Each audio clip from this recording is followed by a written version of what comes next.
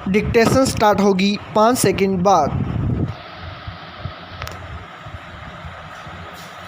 Yes, Bharat Ratna Lata Mangeshkar वह शख्सियत हैं जो अपने 60 साल से अधिक के गायन कैरियर में 20 से अधिक भाषाओं में 30,000 से अधिक गाने गाकर एक जीवित किंवदंती बन चुकी हैं। उनके गीतों में माधुर्य एवं कर्णप्रियता का समावेश होता है। यही कारण है कि जब कई लोगों ने उनके द्वारा गाए गए गीतों में से श्रेष्ठ गीतों की सूची बनानी चाहिए तो उस सूची में किसे रखें और किसे छोड़ें की समस्या उत्पन्न हो गई। उनके द्वारा गाया गया हर गीत अपने आप में अनूठा होता है। वह भारत की सर्वाधिक लोकप्रिय एवं सम्माननीय नायिका हैं पाई पेराचेंज।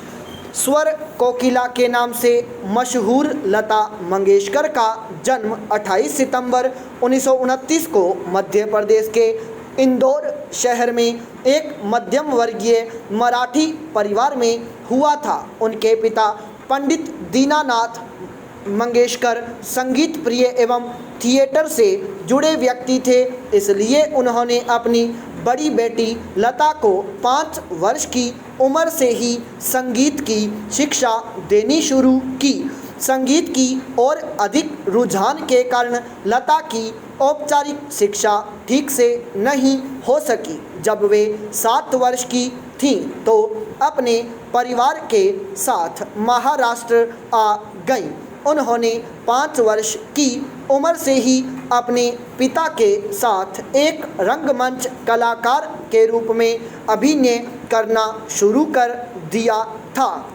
महाराष्ट्र आने के बाद उनके अभिनय का यह सफ़र जारी रहा। इसी बीच वर्ष 1942 में जब उनकी उम्र मात्र 13 वर्ष थी, उनके पिता की हृदय की बीमारी के कारण मृत्यु हो गई और परिवार में सबसे बड़ी होने के कारण परिवार की जिम्मेदारी उन पर आ गई। इस उद्देश्य को पूरा करने के लिए उन्होंने वर्ष 1942 से 1948 के बीच हिंदी और मराठी की लगभग 8 फिल्मों में एक बाल कलाकार के रूप में अभिनय किया।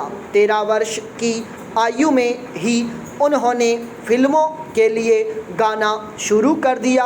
उन्होंने अपना पहला गाना मराठी फिल्म किती हसाल के लिए गाया, किंतु इस गाने को फिल्म से निकाल दिया गया। अभिनेत्री के रूप में उनकी पहली फिल्म पाहिली मंगला गौर रही। इस अलौकिक पार्श्व गायिका में गायन प्रतिभा की खोज गुलाम हैदर ने की तथा वे लता को बॉम्बे टॉकीज ले आए। उस्ताद बड़े गुलाम अली खान ने जब लता को गाते हुए सुना तो उन्हें 3 मिनट की जादूगरनी कहा। लता जी ने जब गाना शुरू किया उस समय बॉलीवुड में नूरजहां, अमीर बाई, शमशाद बेगम और राजकुमारी जैसी गायिकाओं की तूती बोलती थी और इनमें से लगभग सभी को शास्त्रीय संगीत में महारत हासिल थी।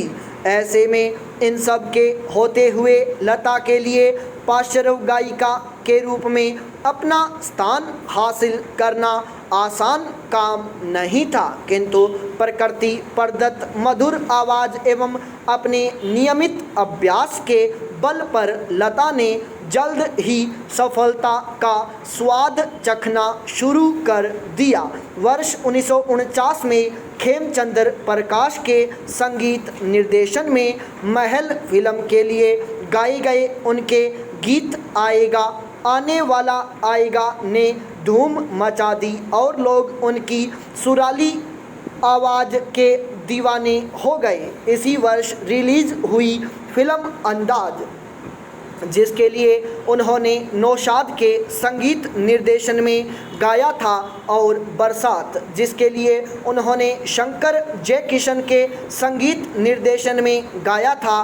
के गीतों ने भी उनकी प्रतिभा को विशेष पहचान दी। इसके बाद एक पार्श्व गायिका के रूप में वे सफलता के मार्ग पर धीरे धीरे अग्रसर होने लगीं और कुछ ही समय में बॉलीवुड की एक स्थापित गायिका बन गईं। उनके द्वारा गाया गया गैर फिल्मी देशभक्ति गीत ए मेरे वतन के लोगों उनके सर्वाधिक प्रसिद्ध एवं लोकप्रिय गीतों में से एक है। कहा जाता है कि एक बार किसी समारोह में जब तत्कालीन प्रधानमंत्री ने इस गाने को सुना था तो उनकी आंखों से आंसू निकल पड़े थे और उन्होंने उनकी प्रशंसा की थी।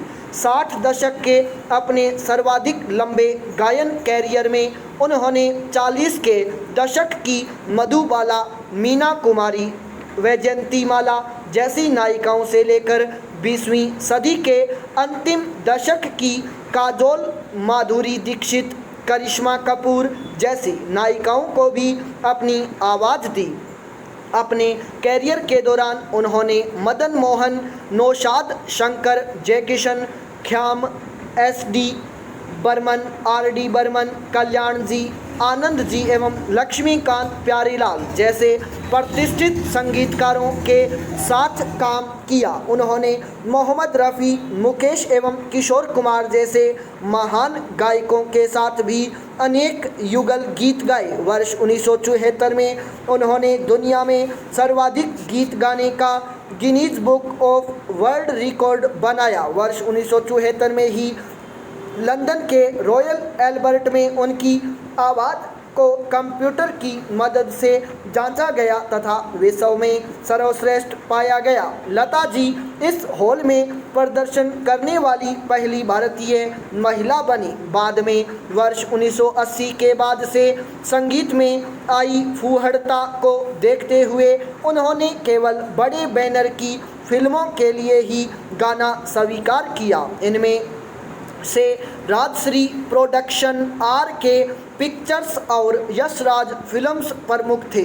इसी वर्ष के बाद से लता जी ने स्टेज शो पर अधिक ध्यान केंद्रित किया। पाई प्राचेंज संगीत जगत को उनकी देन को देखते हुए उन्हें अब तक कई पुरस्कारों से सम्मानित किया गया है। उन्होंने वर्ष 1958, 1962, 1965, 1969, 1993 एवं 1994 में कुल मिलाकर 6 बार फिल्म फेयर पुरस्कार प्राप्त किए। वे गायन के लिए 3 बार वर्ष 1972, 1975 एवं 1990 में राष्ट्रीय पुरस्कारों से सम्मानित की जा चुकी हैं।